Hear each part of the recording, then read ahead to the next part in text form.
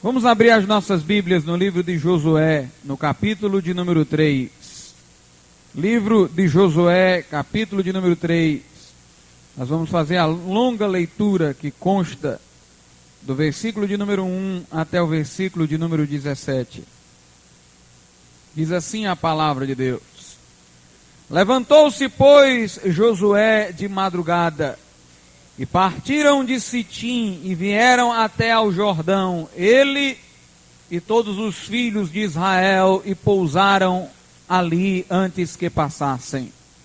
E sucedeu ao fim de 3 dias que os príncipes passaram pelo meio do arraial, e ordenaram ao povo, dizendo: quando virdes a arca do concerto do Senhor vosso Deus, e que os sacerdotes levitas a levam, parti vós também do vosso lugar e seguia.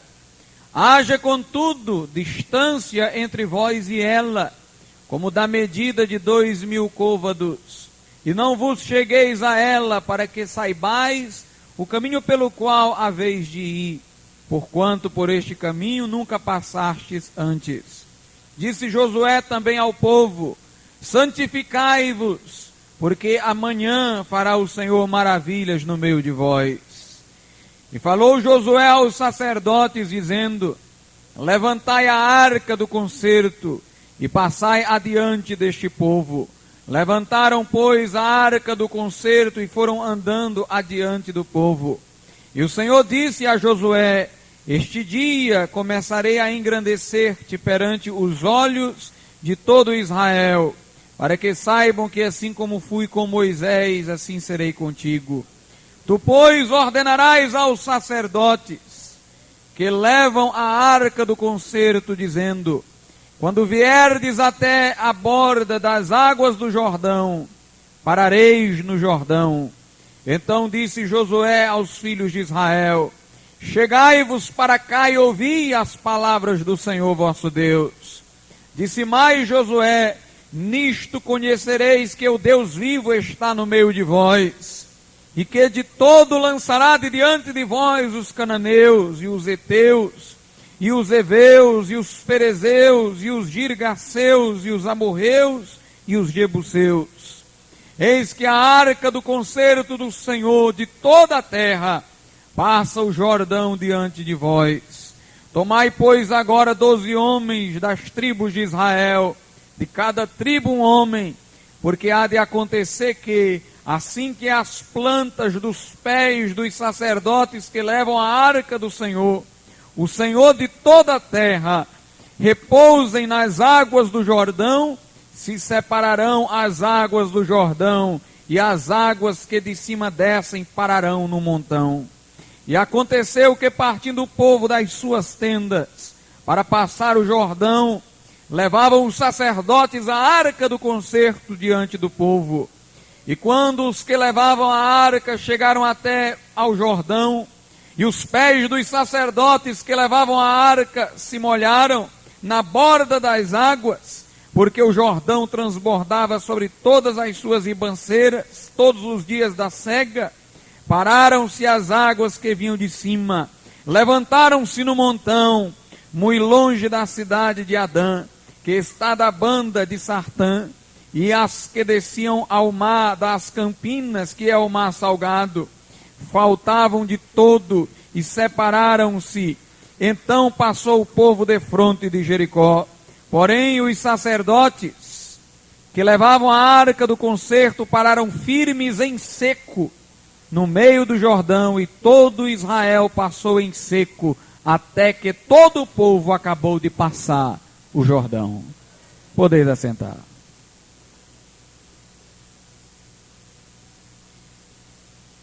Neste episódio que nós acabamos de ler, Moisés já tinha partido e a liderança do povo estava sobre os ombros de Josué. Estava o povo na entrada de Jericó. Faltava, entretanto, transpor o Jordão para que tivessem a plena possessão da terra prometida. E Deus orientou Josué para que indicasse essas providências a serem tomadas. Primeiro, os sacerdotes, os levitas, da tribo de Levi, deveriam tomar a arca do concerto que tinha os 10 mandamentos nos ombros, através de varais, deviam erguê-la e passar adiante do povo. O povo não deveria seguir tão de perto aos sacerdotes,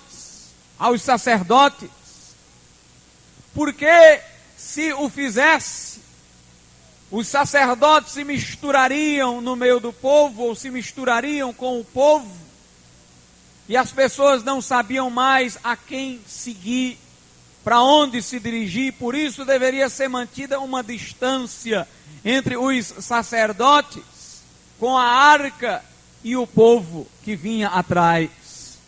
E Josué disse que quando os sacerdotes pusessem os seus pés nas águas do Jordão, estas águas se abririam, formando montões, e os sacerdotes passariam a pé enxuto, pisariam o chão seco naquela caminhada.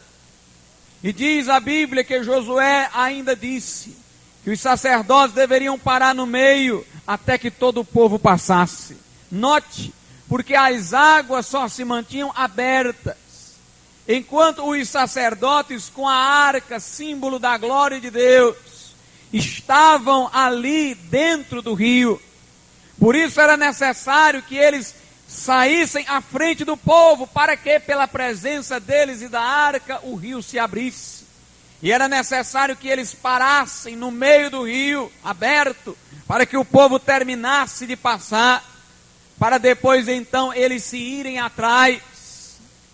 Porque se eles saíssem primeiro, as águas do Jordão se fechariam com o povo que vinha atravessando-as. Meus irmãos, nós vemos aqui a importância dos levitas para Israel.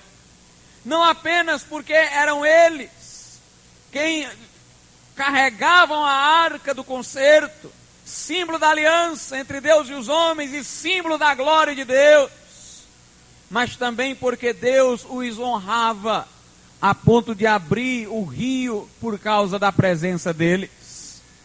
Eles foram destacados do povo, indo à frente. O povo a eles deveria seguir. Afinal de contas, perguntará alguém a partir de quando os levitas passaram a ter esta preeminência no meio do povo? Porque se nós lermos as escrituras posteriores à saída do povo de Israel do Egito, nós poderemos perceber que era plano de Deus que toda a nação de Israel fosse composta de sacerdotes. No início, não era propósito de Deus separar uma tribo para o sacerdócio, mas o propósito de Deus era fazer de Israel uma nação santa, um sacerdócio real. Estas expressões aplicadas por Pedro à igreja foram primeiramente aplicadas a Israel, mas Israel não se permitiu ser isso que Deus intentava para a nação. Israel desviou-se dos propósitos de Deus para consigo, o que tornou-se manifesto lá no instante em que o povo cultuou a um bezerro de ouro. Moisés havia ido até o monte para buscar as tábuas com o decálogo, com os 10 mandamentos, símbolo da aliança de Deus com Israel. E naquele interregno, a nação profanou-se, conduziu a Arão, sacerdote, ao desvio. A nação, naquele momento, meus irmãos, afastou-se do propósito de Deus e adorou um bezerro de ouro. Quando Moisés desceu do monte, Moisés quebrou as tábuas da lei, indicando que o povo não era digno da aliança. não era digno de ter Deus próximo de si, não era digno de conhecer a vontade do Senhor e saber de seus oráculos. Mas diz a Bíblia Sagrada que uma parte do povo não prestou culto ao bezerro de ouro. Eu poderia fazer menção a Josué e a Calebe, mas de um modo geral, quem não cultuou ao bezerro de ouro foram os levitas. E os levitas, quando Moisés desceu do monte, deram um grande sinal de fidelidade para com Deus, pois Moisés ordenou que eles, os levitas, passassem ao fio da espada os idólatras, muito embora estes fossem deles parentes ou amigos, e contrários ao sentimento humano, aqueles homens, irmãos, obedeceram a ordem de Deus e passaram os desobedientes ao fio da espada e os imolaram em atendimento ao desígnio de Deus. Em Êxodo capítulo de número 32, veja o que está escrito. Êxodo 32, do 25 ao 24. E vendo Moisés que o povo estava despido, porque Arão, do 25 ao 29, Êxodo 32, do 25 ao 29. E vendo Moisés que o povo estava despido, porque Arão o havia despido para vergonha entre os seus inimigos, pôs-se em pé Moisés na porta do arraial e disse: quem é do Senhor, vem a mim. Então se ajuntaram a ele todos os filhos de Levi. E disse-lhes, note, primeiro os da tribo de Levi se separaram dos demais. Moisés disse: quem é do Senhor, vem a mim. E foram a ele os da tribo de Levi, os filhos de Levi. Eles se santificaram, se separaram do povo para ficarem ao lado do Senhor. Versículo 27. E disse-lhes, assim diz o Senhor, o Deus de Israel, cada um põe a sua espada sobre a sua coxa, e passai e tornai pelo arraial de porta em porta, e mate cada um a seu irmão, e cada um a seu amigo, e cada um a seu próximo. E os filhos de Levi fizeram conforme a palavra de Moisés, e caíram do povo aquele dia uns 3.000 homens, porquanto Moisés tinha dito, consagrai hoje as vossas mãos ao Senhor, porquanto cada um será contra seu filho e contra seu irmão, e isto para ele vos dá hoje bênção. Os da tribo de Levi, os filhos de Levi, primeiramente se separaram do povo, para publicamente se colocarem como sendo do Senhor. Em segundo lugar, irmãos, eles mostraram que amavam mais a Deus, porquanto, contradizendo ao sentimento natural, eles passaram ao fio da espada os seus amigos, os seus parentes, para mostrar que eram de fato obedientes a Deus.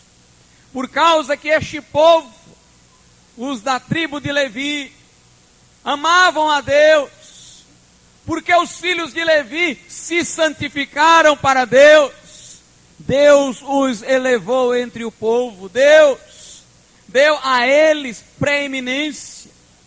E Deus disse na travessia do Jordão que os levitas caminhem à frente, que eles levem a arca da minha glória, do concerto, e que por causa deles o rio se abra, e que eles sustentem o povo, lá no meio do rio, ficando de pé até que o povo passe. Meus irmãos, estes eram homens de Deus, homens que carregavam a glória de Deus no meio do povo. Eram homens intercessores que suportavam o peso da arca no meio do rio até que o povo passasse.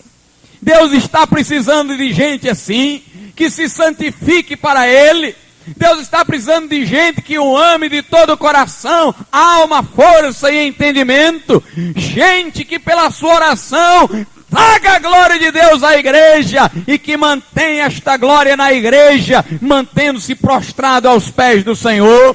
Deus está precisando de um povo que interceda pelos demais, que sustente os demais em oração, que vigie pelos santos com toda oração e súplica no Espírito. Deus está precisando de um povo que vá na linha de frente da batalha, que siga na frente, que marche à frente para derrotar o inimigo, para vencer o inimigo e para levar o povo à possessão da terra prometida. Hoje, irmãos, nós estamos vivendo uma crise de liderança, uma crise no ministério, uma crise moral daqueles que deveriam estar à frente do povo de Deus, liderando-os para o caminho da vida espiritual verdadeira. Hoje em dia nós temos uma série de problemas a serem considerados. O primeiro deles é o pluralismo. E quando eu falo de pluralismo, eu não estou falando da multiplicidade de religiões, tão somente, ou de igrejas. Porque na época do Império Romano, no início da cristandade, havia um pluralismo de religiões inimaginável. Havia religião de todo tipo, de toda espécie, no Império Romano, no início do cristianismo. Mas naquele tempo não era como hoje. Porque o problema de hoje é que as pessoas, por causa do pluralismo, acham que não existe mais o certo nem o errado. Na filosofia covarde dos nossos dias, os homens dizem, diante de tantas religiões, quem pode dizer que uma está certa e a outra está errada? Na época do Império Romano, existiam, é verdade, muitas religiões, mas cada uma delas dizia estar com a verdade de forma absoluta, porque era inconcebível aqueles homens que todas as afirmações religiosas, as mais diversas, estivessem todas verdadeiras. Deus não poderia ser conforme cada um imaginava.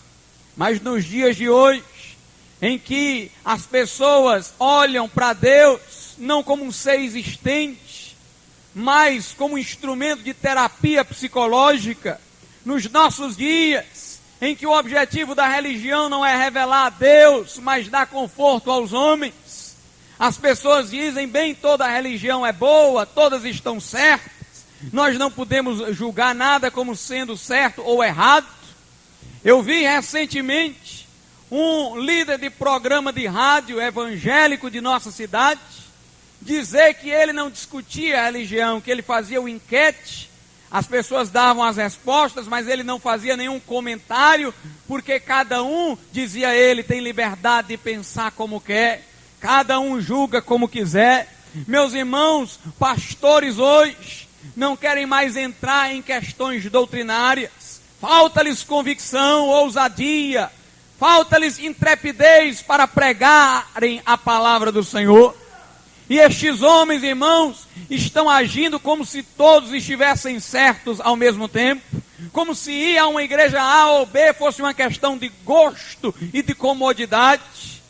Há pregadores hoje, irmãos, que só pregam à igreja mensagens de conforto, que qualquer pessoa de qualquer religião poderia pregar, pregam uma mensagem que um padre também poderia pregar e não se comprometeria com o evangelho. Mensagens açucaradas, generalizadas, que só se referem a problemas humanos e passageiros e não à vontade de Deus para o homem, e não à santidade, à retidão da doutrina. Nós estamos precisando de líderes corajosos, que digam ao povo que disse o apóstolo Paulo, orem também por mim, para que no abrir da minha boca me seja concedida a palavra com intrepidez, a palavra com confiança, para eu fazer notório o mistério do evangelho. Nós precisamos da palavra com confiança, precisamos da palavra com intrepidez. Meus irmãos, quando Jesus nos ordenou a pregar, antes de tudo ele disse, toda autoridade me foi dada no céu e na terra. A nossa mensagem não é mais uma mensagem, é a mensagem daquele que rege o céu, que rege a terra. Não há outra mensagem, em nenhum outro há salvação, porque debaixo do céu nenhum outro nome foi dado, além do nome de Jesus, pelo qual havemos de ser salvo. Não há outro caminho senão arrependimento. A porta é estreita e o caminho é apertado. Esta é a porta que conduz à vida.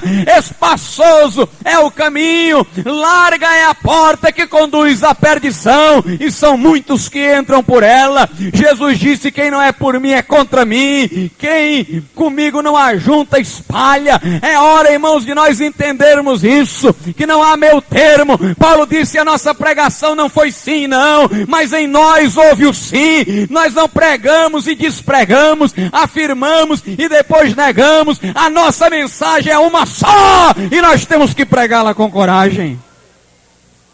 Não importa se seremos taxados de antiquados, de radicais, de atrasados, de intolerantes, de contrários ao ecumenismo ou à paz. A verdade de Deus é absoluta.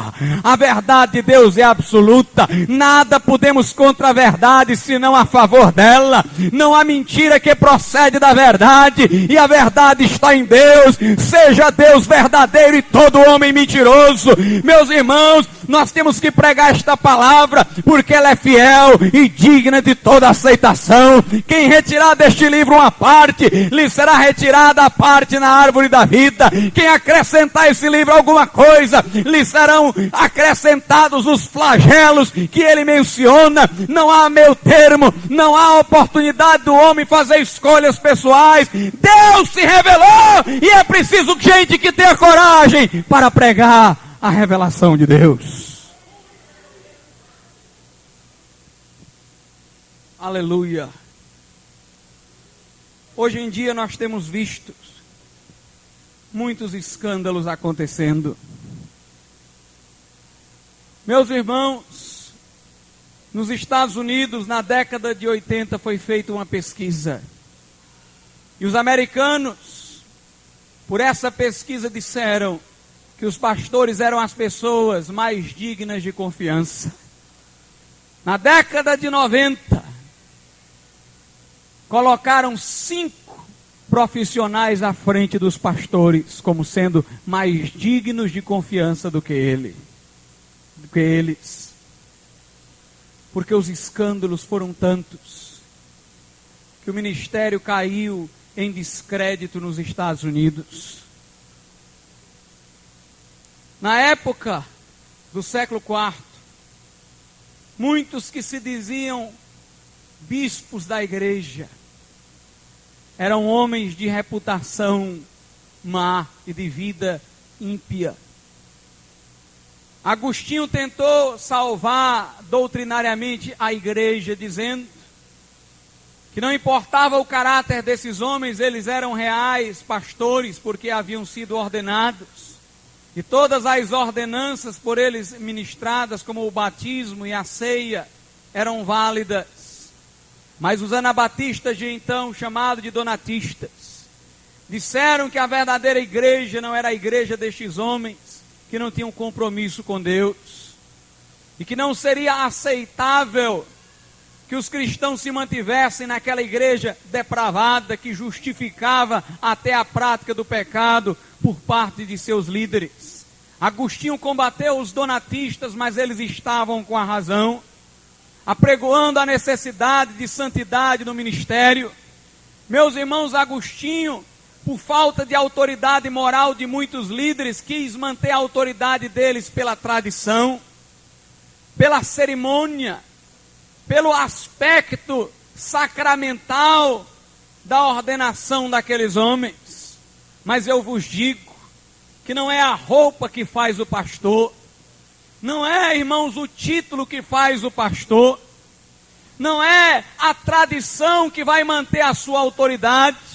A autoridade de um pastor e de qualquer obreiro, pode ser até o líder de grupo familiar ou de congregação, dependerá de sua vida reta diante de Deus e de sua comunhão com Deus. Precisamos recuperar, irmãos, o respeito devido ao ministério. Isso só pode ser feito através de levitas, que estejam santificados para o Senhor, que amem a Deus de todo o coração, que aguentem nos ombros o peso da arca do concerto e que abram o mar através de suas orações. Hoje em dia também há um descrédito geral em instituições, principalmente religiosas. As pessoas não querem se comprometer com a igreja, nem se submeter à liderança de um pastor. Nesta geração arrogante em que nós vivemos, as pessoas falam muito em autonomia intelectual. Há membros de igreja que ficam tentando inventar heresias, doutrinas estranhas, só para eles dizerem: estão vendo? Nós não nos guiamos pelos outros, nós temos a nossa cabeça feita, nós temos autonomia intelectual. E aí rixas desnecessárias, disputas doutrinárias inúteis e heresias permeiam a igreja do Senhor para satisfazer a pessoas que querem se autoafirmar dentro da casa de Deus. Meus amados irmãos, nós temos visto um povo que não entende o que é Efésios, capítulo de número 4, onde Deus diz, através do apóstolo Paulo, que ele deu uns para apóstolos, outros para pastores, profetas, evangelistas, mestres, tendo em vista o aperfeiçoamento dos santos para a obra do ministério. De certo modo, irmãos, a falta de qualidade moral e espiritual dos líderes decorre da própria apostasia da igreja. Quando Moisés subiu ao monte, foi a própria nação de Israel que corrompeu Arão. Arão corrompeu-se pela covardia, mas o povo corrompeu-se pelo amor ao pecado. Hoje em dia, irmãos, igrejas estão pressionando pastores para que não falem contra o pecado e eles estão se calando. Igrejas estão dizendo aos pastores sobre o que eles devem falar e eles estão aceitando. Os que dão o dízimo mais gordo na igreja estão tentando controlar aquilo que sai do púlpito e estão conseguindo. E o que nós temos visto é uma igreja que está estimulando a apostasia e o adultério espiritual. Pessoas que ficam dançando no culto e querendo que os pastores estimulem aquilo e toda sorte de impiedade. E o que nós estamos precisando, irmãos, é de um reavamento na liderança. O que nós precisamos agora é de uma liderança corajosa. De uma liderança corajosa. A minha pregação nesta noite é endereçada para a liderança da Igreja Batista Renovada Moriá.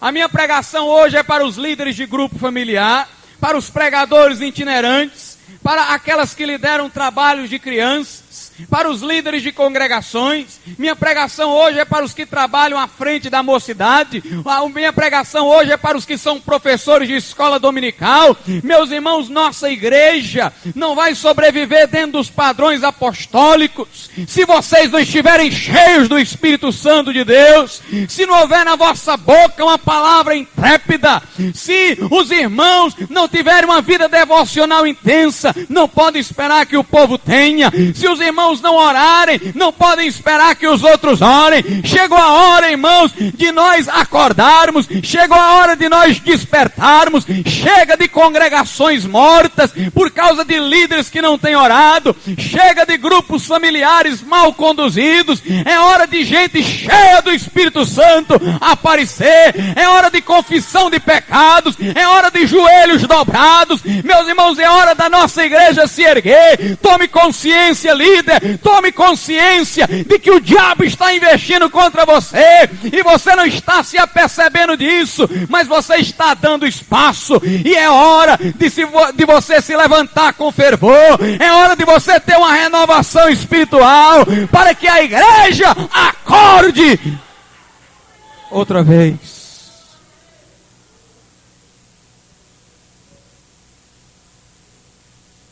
Aleluia. Aleluia.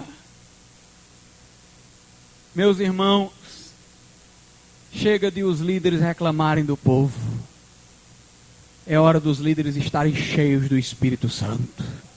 É hora de salgarem. É hora de salgarem. Nós precisamos de um avivamento na liderança da igreja. Um genuíno e verdadeiro avivamento.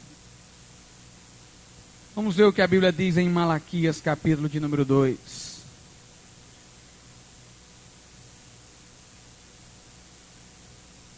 Livro do profeta Malaquias. Último livro do Antigo Testamento, capítulo de número 2. É o livro que nós temos estudado aqui nos cultos de quarta-feira. Versículo de número 1. E agora, ó sacerdotes, este mandamento vos toca a vós. É como se Deus estivesse dizendo, líderes, este mandamento diz respeito a vocês, toca a vocês. Se o não ouvirdes, e se não propuserdes no vosso coração da honra ao meu nome, diz o Senhor dos Exércitos, enviarei maldição contra vós e amaldiçoarei as vossas bênçãos, e já as tenho amaldiçoado, porque vós não pondes isso no coração. Meus irmãos, Deus tem amaldiçoado a obra que certas pessoas têm feito, não tem havido fruto, você não tem atingido os corações, seu grupo familiar continua morrendo, porque é preciso ouvir a Deus, e é preciso propor no coração da honra ao seu nome. Deus diz, vocês não colocaram o coração nisso, não puseram o coração nisso, não propuseram no coração isso que dá honra ao meu nome. Dá honra ao meu nome. Nós precisamos de líderes, irmãos, cujo coração seja para Deus.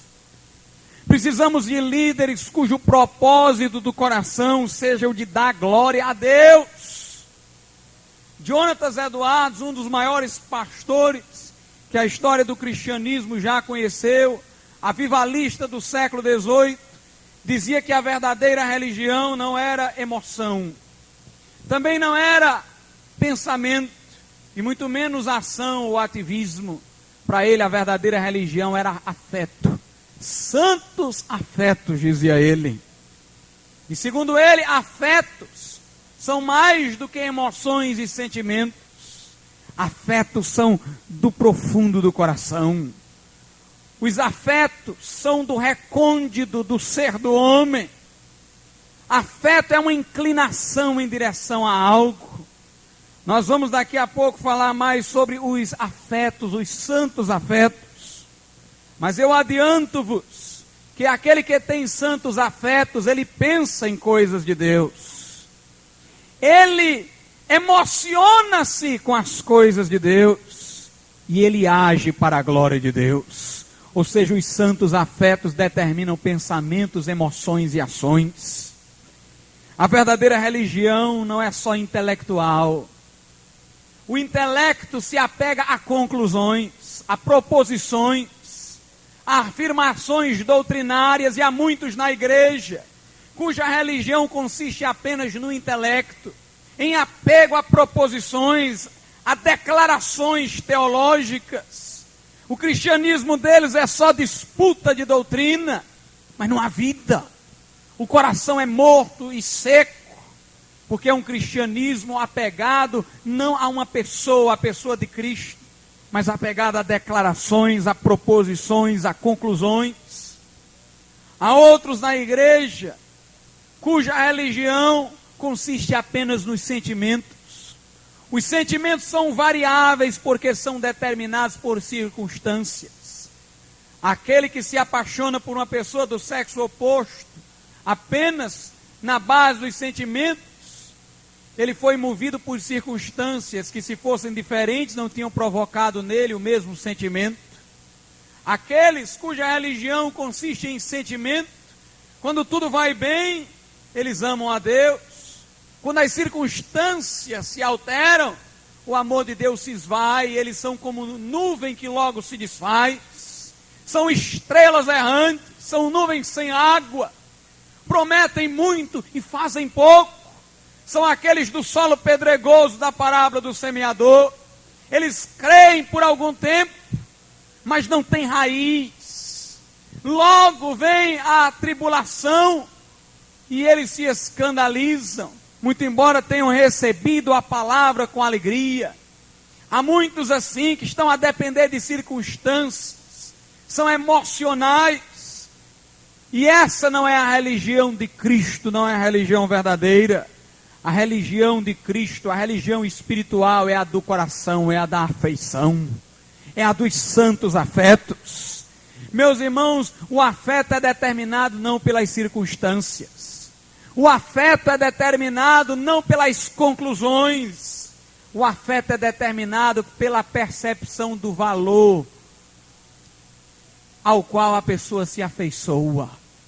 O crente, irmãos, quando conheceu o amor de Deus em Cristo Jesus, conheceu o valor deste amor. O crente, quando conheceu a Deus em Cristo, viu quão maravilhoso é Deus, conheceu como o supremo bem, a suprema misericórdia, a suprema justiça. O crente, quando soube quem Jesus era, por revelação de Deus, viu que Jesus não era simples carpinteiro, mas o Filho do Deus vivo. Ele viu o valor de Cristo, o valor de Deus, o valor de servir a Deus, e inclinou-se por inteiro, porque foi atraído pelo valor do amor de Deus, atraído pelo valor da cruz, atraído pelo valor de Cristo. Meus irmãos, como diz o apóstolo Paulo, a excelência do conhecimento de Jesus Cristo nos fez perder todas as coisas. Paulo disse: eu era da tribo de Benjamim, fariseu de fariseus, quanto à lei irrepreensível, circuncidado ao 8º dia, mas considerei tudo isso como nada para ganhar Cristo, e pela sublimidade do conhecimento de Cristo Jesus, perdi todas as coisas por amor a Ele. O reino de Deus é semelhante a um caçador de pérolas raras, que de repente encontra uma pérola de grande valor. Ele vê o valor e aí deixa tudo quanto tem para ficar com aquela pérola. É como um homem que encontrou um tesouro num terreno alheio, e ele vende tudo quanto tem para comprar aquele terreno e ficar com aquele tesouro. É como uma mulher pobre que perdeu as suas dracmas e passou muito tempo no escuro com a lamparina até encontrá-las, e quando as encontrou, saiu festiva. Meus irmãos, o crente é alguém que tem santos afetos, porque ele encontrou o Rei dos Reis, Senhor dos Senhores. Ele sabe que naquela cruz não havia uma vítima, havia amor, havia o amor de Deus pelos pecadores. Santos afetos, santos afetos.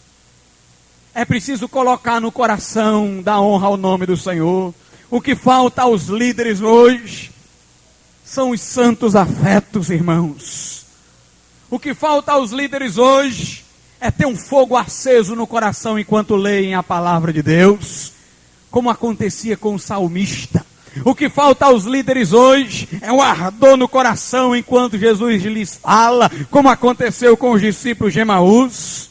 O que é preciso hoje, irmãos, é que haja líderes que tenham a oração como luta e a vitória em oração como conquista. O que nós precisamos é de líderes que vejam a santificação como uma corrida empolgante, onde no fim há o prêmio e a coroa incorruptível. Precisamos de líderes que sigam o conselho de Paulo em Romanos 12:11. Não sede vagarosos no cuidado, mas sede fervorosos de espírito, servindo ao Senhor. Líderes cujo espírito ferve de zelo pelas coisas de Deus.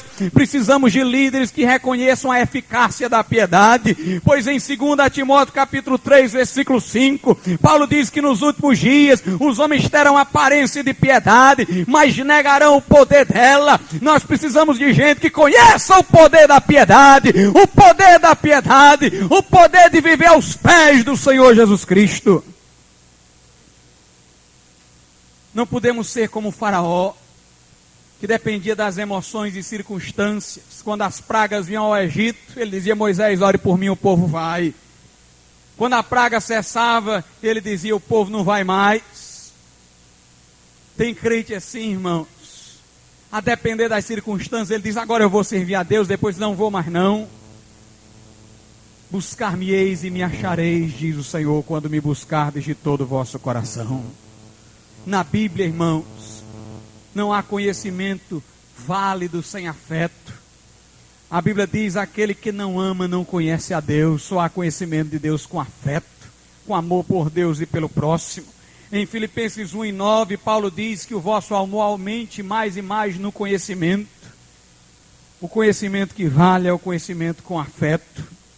Em Colossenses capítulo 3 e versículo 10, a Bíblia diz que há em nós um novo homem que se refaz para o pleno conhecimento. Ou seja, o conhecimento que temos é um conhecimento resultante de transformação. Precisamos de pessoas que tenham fome e sede de justiça, irmãos. A Bíblia diz que é bem-aventurado aquele que tem fome e sede, porque será farto. Precisamos de gente como o salmista que diz: como a corça brama pela corrente das águas, assim a minha alma suspira por ti, ó Deus, a minha alma tem sede de ti, sede do Deus vivo.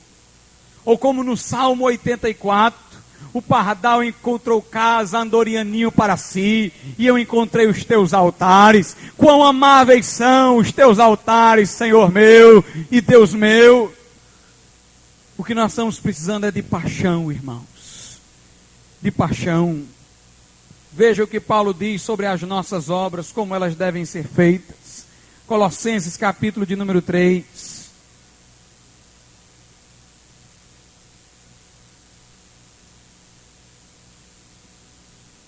Colossenses 3,17 diz assim a palavra de Deus: e quanto fizerdes por palavras ou por obras, fazei tudo em nome do Senhor Jesus, dando por ele graças a Deus Pai. Nós temos que fazer tudo como se fosse para Jesus. Veja o versículo 23: e tudo quanto fizerdes, fazei-o de todo o coração, como ao Senhor e não aos homens. Como ao Senhor e não aos homens. Malaquias ainda continua dizendo-nos o seguinte, na leitura que vínhamos fazendo de Malaquias capítulo de número 3,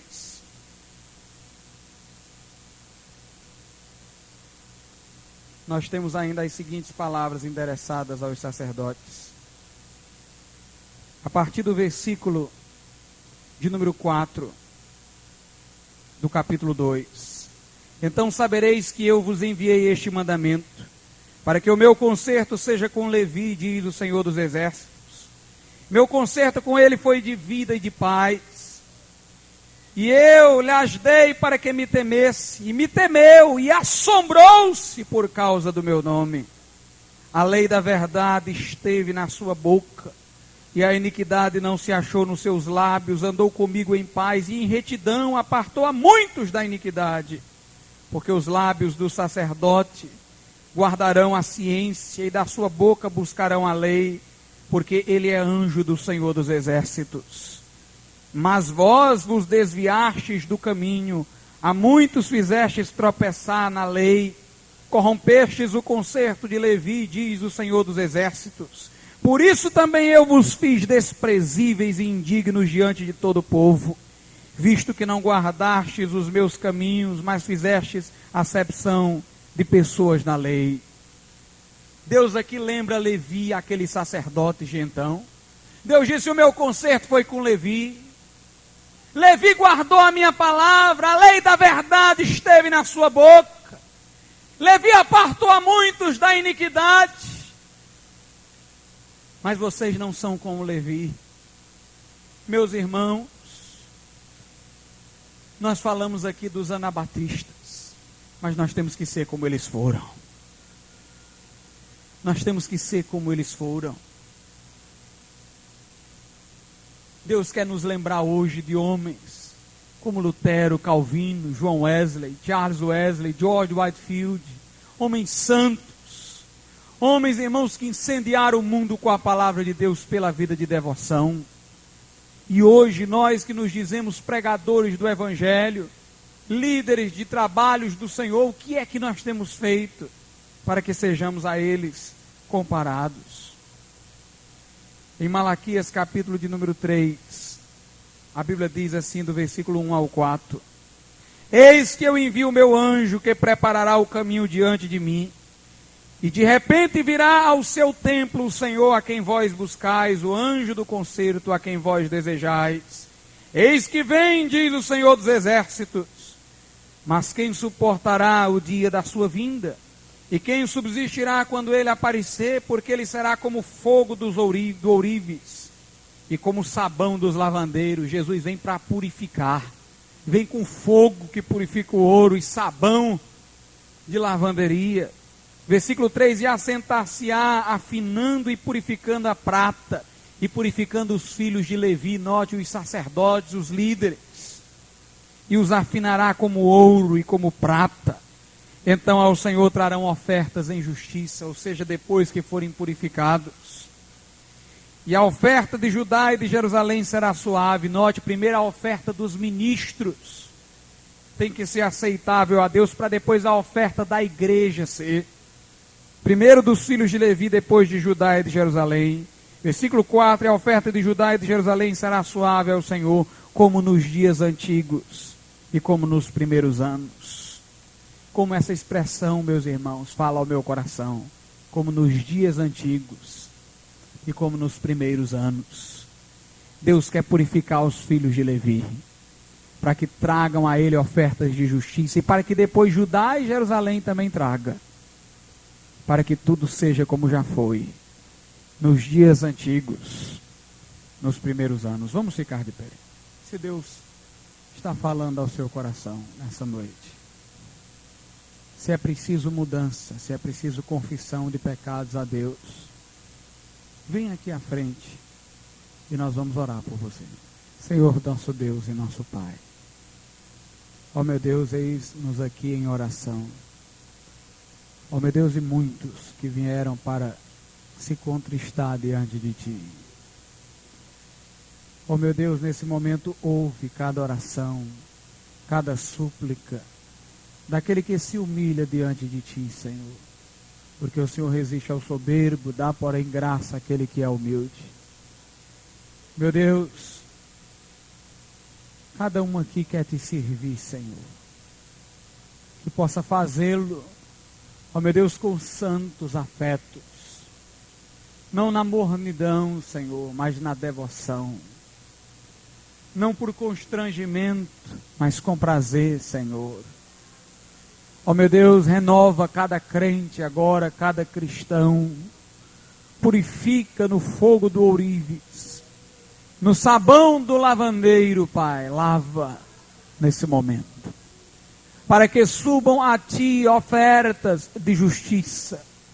Que cada um ponha no seu coração isso, dá honra ao nome do Senhor. Que proponha isso, ó Pai, no coração. Ó meu Deus, levanta para Ti uma igreja que Te seja fiel. Aviva a Tua obra, começa pelos líderes, começa pelos sacerdotes, começa pelos levitas, começa, Senhor, por aqueles que estão à frente. Ó meu Deus, para que não tenhamos, como dizia Ravenil, ó meu Deus, pregadores mortos, pregando sermões mortos, a congregações mortas. Que haja vida, Pai, na Tua casa. Que haja vida nos Teus pregadores. Que haja vida em tudo, Senhor. Que passe por aqui o rio que procede do trono de Deus e do Cordeiro. E que tudo por quanto Ele passa, que viva, Pai. Em nome de Jesus. Amém, Senhor, e amém. Podeis voltar aos vossos lugares. Tomou sobre si os nossos pecados e foi ao madeiro. Ele morreu lá, Ele ressuscitou ao terceiro dia. Ele fez a obra que eu não podia fazer. Ele obrou por mim para que eu fosse salvo. Ele realmente morreu e ressuscitou. E a fé não é criadora de nada. A fé é o simples descanso naquilo que Jesus já fez. Se com a tua boca, é só isso, confessares que Jesus é Senhor agora, que Ele reina no céu e na terra, e se em teu coração tu creres que Deus de fato o ergueu dos mortos, serás salvo. Essa é a verdade mais significativa do cristianismo. Um homem morreu e ressuscitou, e este homem era Deus. Morreu para a nossa salvação, ressuscitou para ela. E agora resta tu creres no Evangelho, morrer com ele, ser uma nova criatura com ele. Vamos ficar de pé.